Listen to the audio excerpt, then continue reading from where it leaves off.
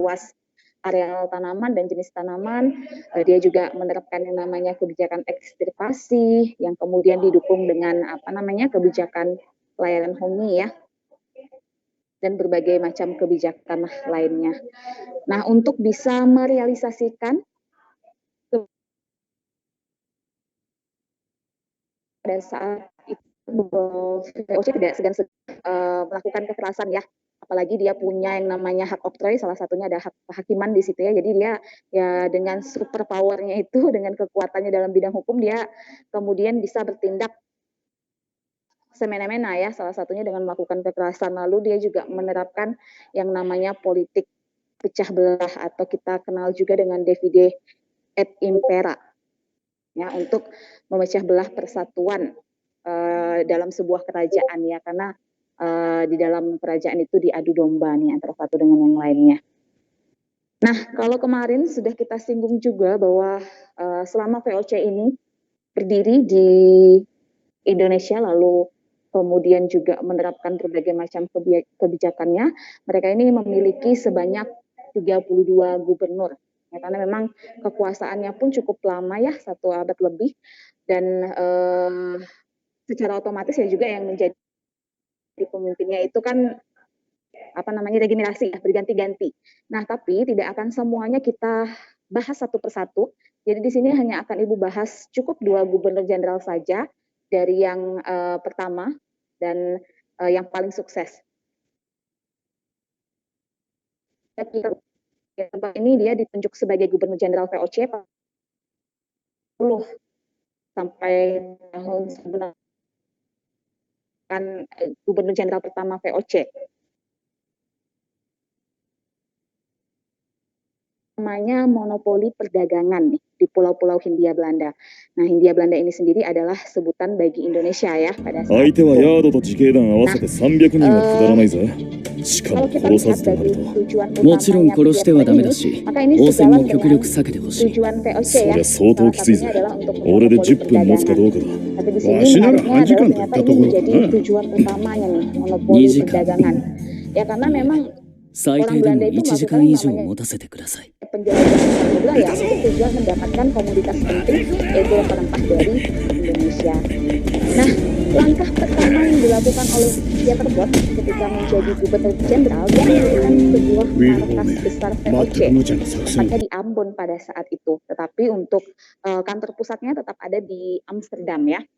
Nah, dia mendirikan markas dagang ini, kemudian selanjutnya dia juga didirikan di wilayah Banten gitu ya, dan juga Jayakarta.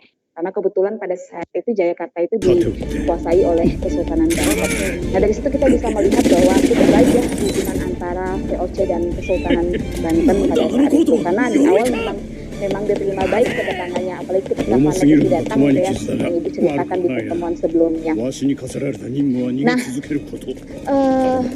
walaupun Pieter ini dia mendirikan markas utamanya di Ambon, tapi ternyata kegiatan perdagangan dan administrasi VOC itu banyak dilakukan di wilayah Jayakarta. Karena memang posisinya lebih strategis, dia berdekatan dengan jalur-jalur perdagangan penting di Asia. Jadi memang si Pieter ini bersama dengan VOC itu lebih banyak melakukan kegiatan di Jayakarta. Kenapa tidak di Banten? Karena di Banten ini sudah banyak pedagang-pedagang asing pada saat itu. Jadi memang fokus utamanya ada di Jayakarta. Nah, namun sayangnya dalam menjalankan tugas utamanya, ini ternyata Pieter ini gagal, saudara-saudara. Jadi dia tidak berhasil menciptakan yang namanya monopoli perdagangan. Kenapa? Karena ternyata pada saat itu orang-orang di Pulau Rune, ini penduduk Banda yang ada di Maluku pada saat itu, ternyata masih melakukan yang namanya aktivitas perdagangan dengan pedagang-pedagang asing.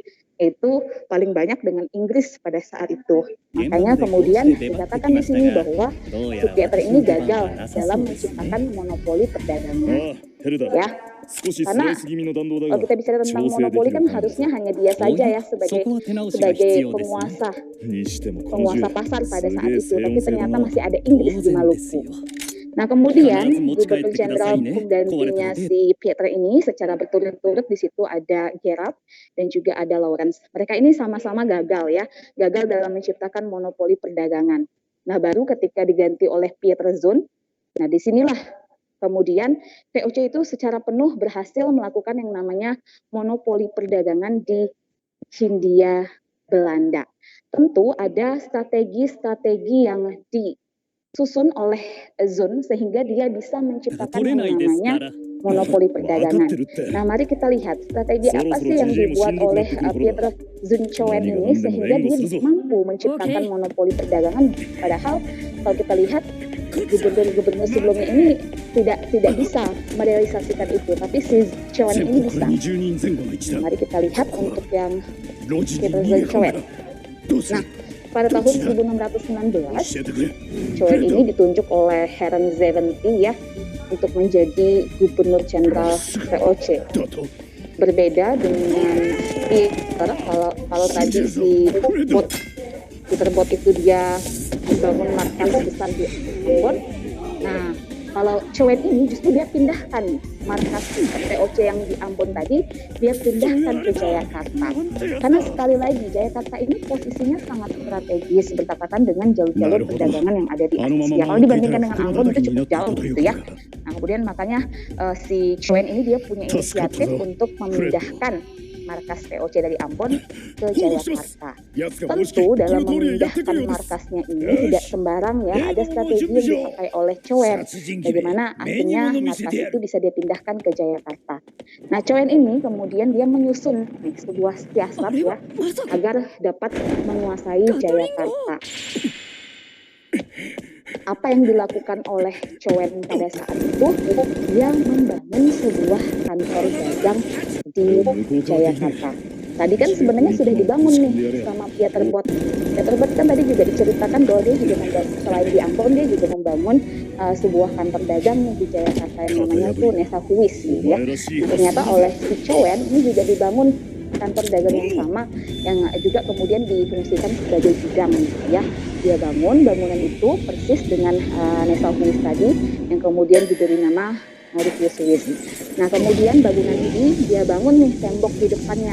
Temboknya ini cukup panjang, jadi menghubungkan antara Nesa Huis yang telah dibangun oleh Bot dengan Mauritius Huis itu sendiri.